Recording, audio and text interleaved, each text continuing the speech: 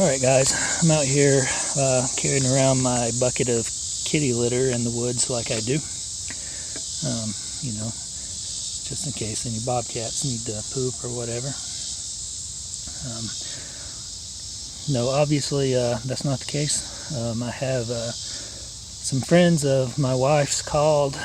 They live near these woods and they had a rattlesnake in their yard, so I caught it and I actually took it home with me for a while, but I have it in this bucket now. I'm gonna try to release it here.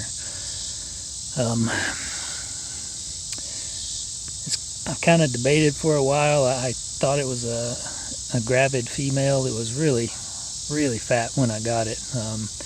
Wasn't sure if it was a meal or gravid, but it has pooped a couple of times and gotten smaller, but it still seems pretty small or pretty thick toward the back third of its body. Still kind of think it's a gravid. It's definitely a female, and the females here probably breed or have young about every 2 years.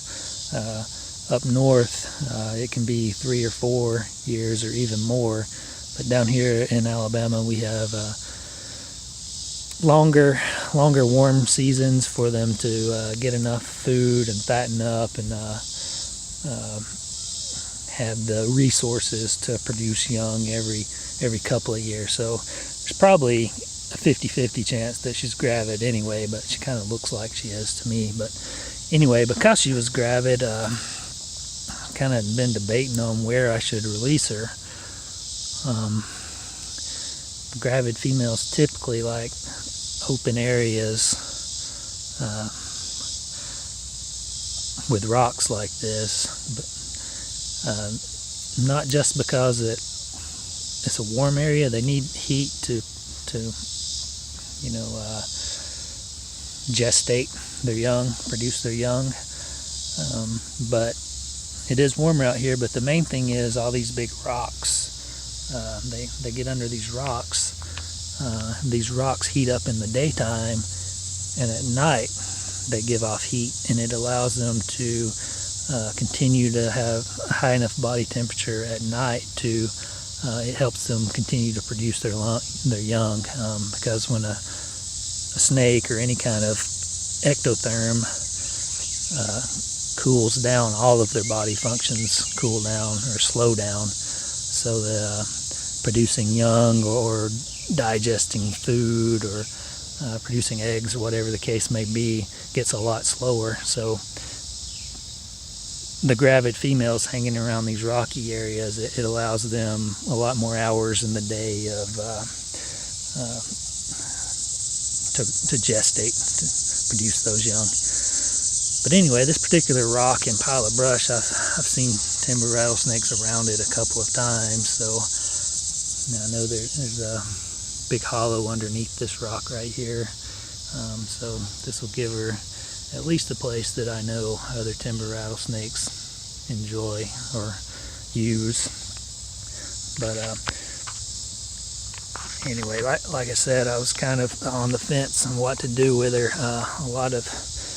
I don't want her to go back where she was. She was in a neighborhood where she'll be killed. On the other hand, if you release them too far away from their home range, there's a lot higher mortality rate. It takes them a year or two, from the research I've read, to kind of settle in and find new dens and new feeding areas or whatever. But so I was kind of torn on taking her far away from her home or taking her where she's still probably within her home range and risk her going back to the neighborhood. So I think I've kind of split the difference. Where I have her now, like I said, it's a good area for gravid females, and she may be familiar with this area, and she may not be. It's probably, it would be kind of on the edge of her range if judging by where she was found. But anyway, I'm sure people don't want to hear me talk the whole video, so I'm going to get her out of here.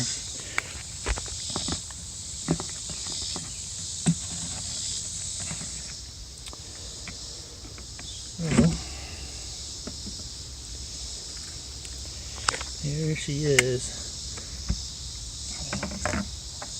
There she is again. And she's a very pretty snake, but she's a pretty large female, and, which is, you know, the most important to the breeding population. So hopefully she does well here. I'm gonna probably see if she'll come out on her own and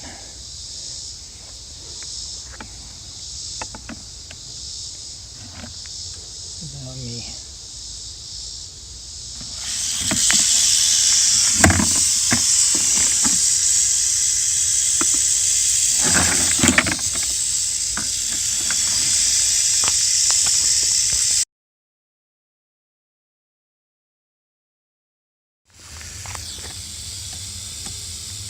So anyway, like I was saying, this is a good area for if she is gravid, but if she's not, it's you know, there's woods all around. She can kind of disperse like the males and the non-gravid females tend to do, go out into the woods where they don't necessarily need the sun like the gravid females do.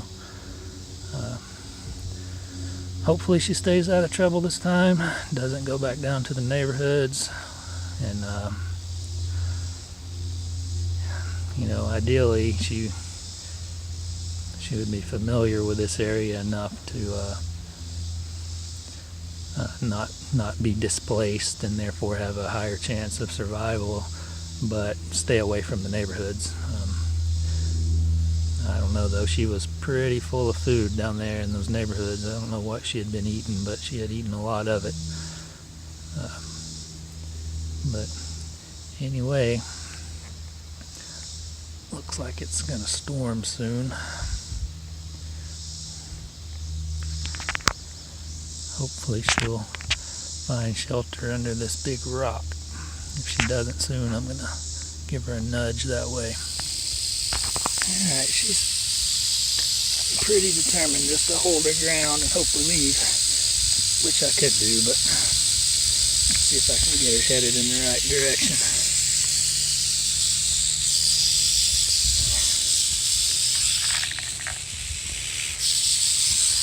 And there she goes.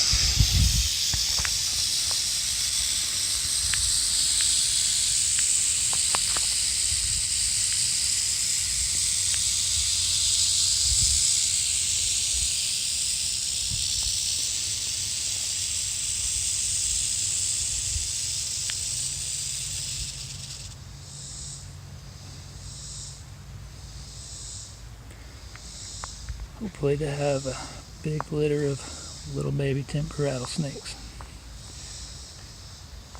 Maybe we'll see them later this fall. They usually give birth around August or September.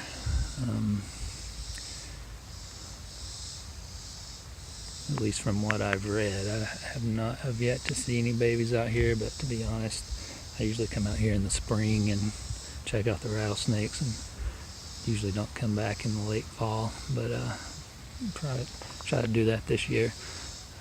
I'd love to see her with a little newly born litter, but anyway, there she goes, Crotalus horridus, my favorite.